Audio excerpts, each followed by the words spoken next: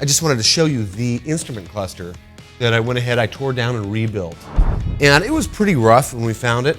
We had it, so just going through, just cleaned the chrome up on there, a little bit of steel wool. And in completely disassembling it, I was able to take the plastic, clean the plastic up. One thing I do want to say is make sure that you don't get any fingerprints on the back side of the plastic, because you're never going to access it again. The air conditioning and heater control setup, we have rebuilt units for that. So I went ahead and put a rebuilt unit in there, made sure that, because this was all cracked, made sure we had a good plastic for it. And then right here, what we're going to do is also install a modern radio. It's going to have Bluetooth, it's going to have connectivity to it, but it's going to go in the original housings. Also, in doing that, the gauges, checked all the gauges, rebuilt them.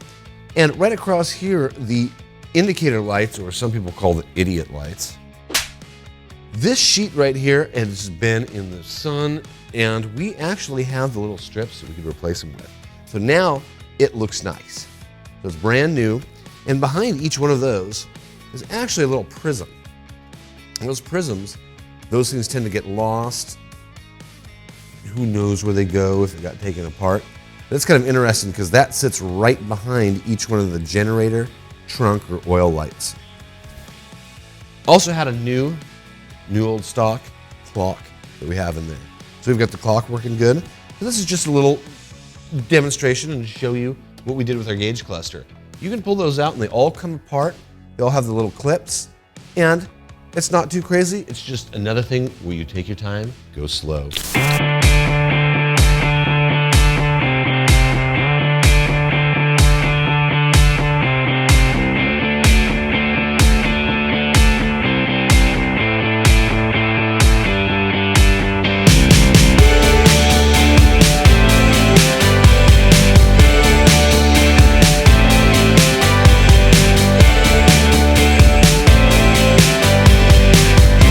We have the roller dial for the temperature. We had a new old stock one available. And at the time of filming right now, we actually have a few more of them. So that really makes a difference because it just makes it look new and across. This is the jewelry piece of the dash. Here's another really neat thing that we found. This is something from our own stock. This is the Guide-matic headlight control, which is the automatic dimming. So we were able to take this new old stock piece, replace the one that was in the vehicle. So we're restoring that right now, and it is a really neat option on there. And plus, to even have a box like this, so cool. A lot of people have difficulty removing this, because you've got your actuator rod right there.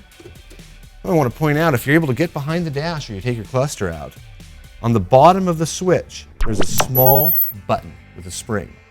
If you hit that right there, that will release your rod, and then you're able to unscrew that, remove the whole unit, and then you can test the switch.